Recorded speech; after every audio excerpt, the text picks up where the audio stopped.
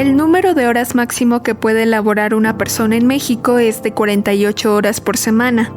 En ese lapso de tiempo realiza sus actividades asignadas, consume alimentos y convive con sus colegas en el área laboral. Cuando sale de su espacio, se prevé que la persona pueda destinar ese lapso para que descanse y realice otras de sus actividades recreativas, pero en realidad sigue trabajando. Lo hace al cocinar los alimentos que consumirá el otro día en la oficina. Trabaja al lavar, tender y doblar la ropa que ocupará en la reunión con sus jefes. Trabaja al cuidar a sus familiares. Todo el tiempo, incluso fuera de un horario laboral, continúa trabajando. A esa falta de tiempo para llevar a cabo labores de recreación o descanso, se le conoce como pobreza del tiempo. La pobreza de tiempo básicamente es la carencia de tiempo libre para dedicar a actividades que no sean productivas, es decir, por las que se nos paga, o por actividades también de trabajo en el hogar, de trabajo doméstico, es decir, actividades para el ocio, para dedicarse a uno mismo, para poder incluso realizar actividades comunitarias o de organización política, todo esto que no es algo que realizas, digamos, de manera obligatoria para sobrevivir en tu día a día.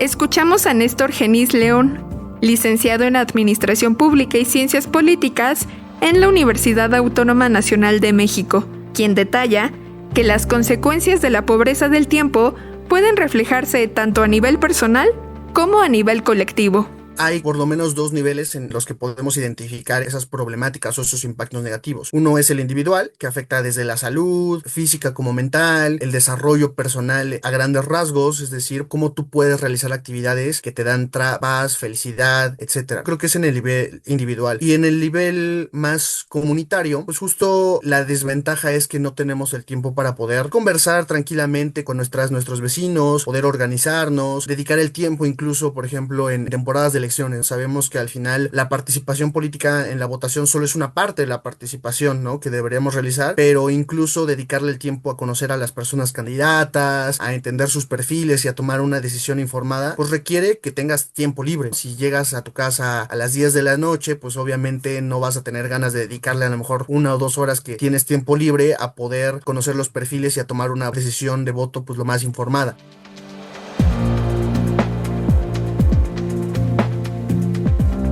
Genís León explica que los factores que inciden para que una persona viva con pobreza del tiempo suelen ser las condiciones de trabajo, la participación en los cuidados y su rol en la sociedad, los cuales constantemente se retribuyen entre sí mismos. Por ejemplo, de acuerdo con el Instituto Nacional de Estadística y Geografía, INEGI, en 2018, el 36.6% de la población de la zona metropolitana del Valle de México destinaba hasta media hora para trasladarse al trabajo. El 58.1% tardaba de 31 minutos hasta 2 horas y el 5.3% empleaba más de 2 horas.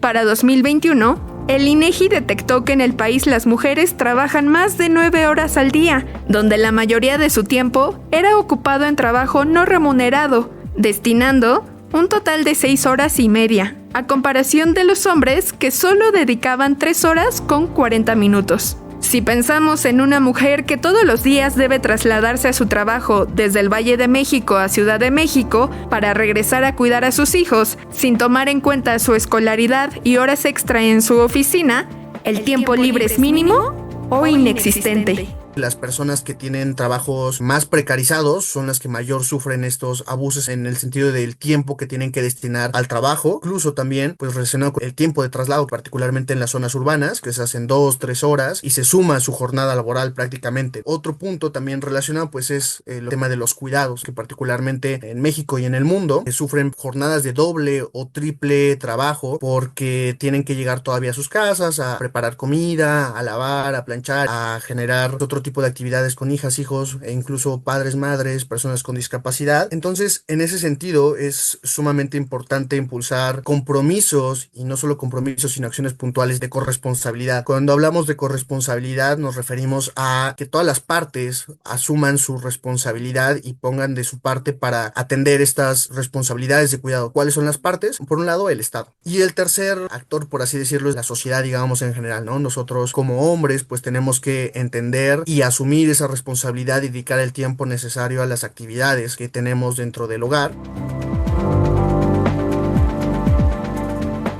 Para intentar contrarrestar esta pobreza de tiempo, existen políticas públicas que actualmente se están impulsando, explica el politólogo. Entre ellas, se encuentra en análisis la propuesta de reducción de la jornada laboral de 48 a 40 horas, así como el reconocimiento de los cuidados. Sin embargo, es importante que cualquier iniciativa venga acompañada de cuestionar las carencias de tiempo con las cuales vivimos todas y todos, así como los costos que implica. Por ejemplo, ¿cuánto se invertirá para aumentar la eficacia de las unidades de transporte y reducir el tiempo de movilidad?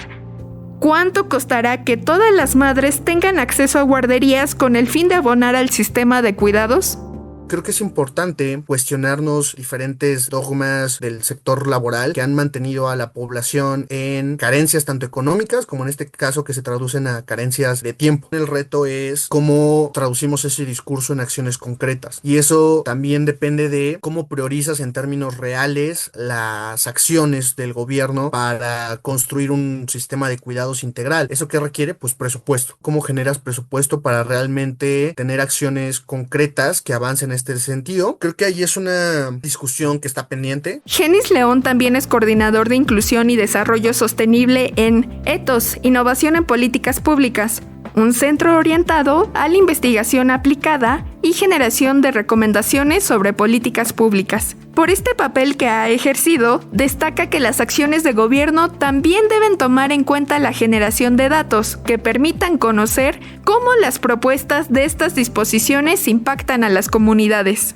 Trata solamente de implementar estas políticas, sino de ver cuál es el impacto real que están teniendo. Pues las políticas públicas estén orientadas a poder dedicar esfuerzos y presupuesto, que es clave, más allá de legislaciones y discursos políticos, a que las personas puedan encontrar más tiempo para dedicar a sí mismas y a sus comunidades y de esa manera fortalecer la participación política y democrática también. Creo que algo muy importante que de repente se nos olvida es que pues las dependencias que generan la información para poder dar seguimiento y para saber justo cómo ha evolucionado la pobreza de tiempo, así como evoluciona la pobreza multidimensional, es algo a lo que se le tiene que seguir invirtiendo. Entonces creo que eso es algo a lo que hay que prestarle mucha atención, que no solamente se trata de invertir en los proyectos como tal, sino en la generación de información, de datos, de evidencia que te permita realmente dar seguimiento y entender si esta inversión que se está haciendo está teniendo los resultados y el impacto que se está esperando, ¿no? Entonces creo que eso es algo muy importante en lo que también hay que poner atención.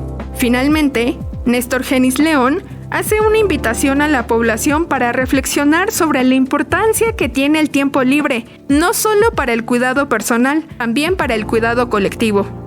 Es primero tener una reflexión interna sobre la importancia del tiempo libre a nivel individual y también a nivel comunitario. No tiene que ser todo lo que hacemos algo productivo. Tenemos que dedicarle tiempo a estar bien nosotras, a la salud física, a la salud mental, a tratar de ser felices con nuestras familias y también ese tiempo es sumamente importante a nivel comunitario porque si no, pues no podemos tejer un tejido social fuerte y construir en conjunto pues las soluciones a los problemas que tenemos. Entonces creo que hay que cambiar un poco el chip porque si no solamente tenemos gente enferma física y mentalmente, que eso tampoco eleva la productividad. Entonces hay que conseguir un balance en ese sentido y bueno, exigirlo tanto a las empresas como a los gobiernos, pero también aceptar nuestra responsabilidad en ese sentido. Como lo decía particularmente como hombres, también entender que por más cambios que hagan las empresas o los gobiernos, si dentro del hogar no asumimos esa responsabilidad, pues tampoco estamos poniendo de nuestra parte y no es justo para la sociedad en general.